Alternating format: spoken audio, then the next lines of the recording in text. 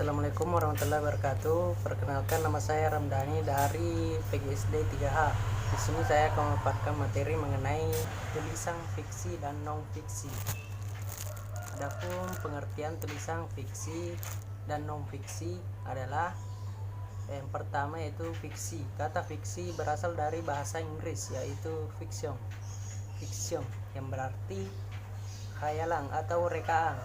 Fiksi dapat didefinisikan dengan sebuah prosa naratif yang bersifat karangan dan imajinasi non-ilmiah yang dibuat oleh penulis dan tidak berdasarkan kenyataan. Artinya, segala cerita yang terdapat pada buku fiksi ini itu merupakan imajinasi dari seorang penulis. Kemudian yang kedua yaitu non fiksi. Non fiksi ialah tulisan berbasis data dan fakta sebenarnya, disajikan dengan gaya bahasa formal atau non formal berupa argumentasi, eksposisi, dan deskripsi, dan diambil dari fakta atau kenyataan yang sebenarnya terjadi.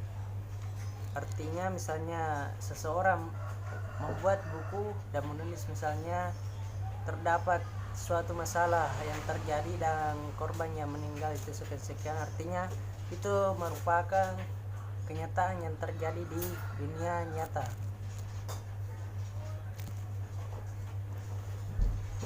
Kemudian ciri-ciri fiksi. Ciri-ciri fiksi yang pertama yaitu dalam cerita fiksi bersifat imajinasi dari pengarang. Artinya seluruh alur cerita itu merupakan karangan atau imajinasi seorang penulis. Yang kedua, dalam fiksi terdapat kebenaran yang tidak mutlak. Yang ketiga, biasanya fiksi menggunakan bahasa yang bukan sebenarnya atau konotatif. Kemudian yang keempat, karya fiksi tujuannya menyasar pada emosi dan mengesampingkan logika. Kemudian yang kelima, fiksi tidak memiliki sistematika yang baku. Dan yang terakhir yaitu dalam karya fiksi memiliki pesan moral atau amanat tertentu yang dapat kita petik nantinya sebagai suatu pelajaran. Kemudian ciri-ciri non fiksi. Ciri-ciri non fiksi yaitu menggunakan bahasa yang formal. Kemudian yang kedua menggunakan bahasa denotatif. Yang ketiga berdasarkan fakta. Dan yang keempat tulisan berbentuk populer ilmiah. Dan yang kelima tulisan baru. Adapun jenis-jenis fiksi yaitu yang pertama fiksi murni. Fiksi murni adalah suatu karya sastra yang mengungkapkan realitas kehidupan sehingga mengembangkan daya imajinasi. Dan yang kedua fiksi campuran adalah karya sastra yang dibuat berdasarkan data-data yang otentik, tapi bisa juga data itu dikembangkan berdasarkan imajinasi penulis. Misalnya dalam suatu buku terdapat khayalan dari seorang penulis dan terdapat juga kenyataan di dunia nyata, itu artinya fiksi campuran.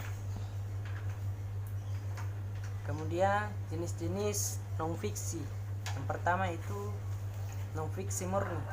Non fiksi murni merupakan suatu karangan pengembangan yang berdasarkan data-data yang pasti. Contoh notifikasi murni ialah skripsi, karya ilmiah, laporan, makalah, tesis, artikel, disertai buku ajar, dan lain-lain. Kemudian yang kedua, buku non fiksi atau non fiksi kreatif. Non fiksi kreatif adalah suatu karangan berdasarkan data pasti yang didapatkan kemudian dikembangkan berdasarkan imajinasi menjadi bentuk puisi maupun novel, baik itu dari sumber koran atau berita. Kemudian tujuan dan manfaat. Yang pertama fiksi. Tujuan dan manfaat fiksi yaitu mengembangkan kemampuan verbal. Yang kedua meningkatkan fokus dan konsentrasi. Kemudian yang ketiga, membaca fiksi akan membantu untuk lebih mampu menikmati seni. Dan yang keempat, memperluas jangkauan imajinasi. Dan yang terakhir, percaya atau tidak, fiksi akan membuat kita menjadi lebih cerdas. Dan kemudian selanjutnya itu tujuan dan manfaat dari membaca buku non-fiksi. Membaca buku non-fiksi dapat menjadi aktivitas pengisi waktu luang yang baik.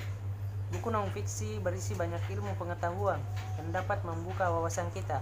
Dengan membaca buku non-fiksi, secara tidak sadar, cara berpikir atau cara pandang kita terhadap sesuatu itu akan berubah menjadi lebih baik. Mungkin seperti itu yang dapat saya sampaikan. Saya ucapkan terima kasih. Assalamualaikum warahmatullahi wabarakatuh.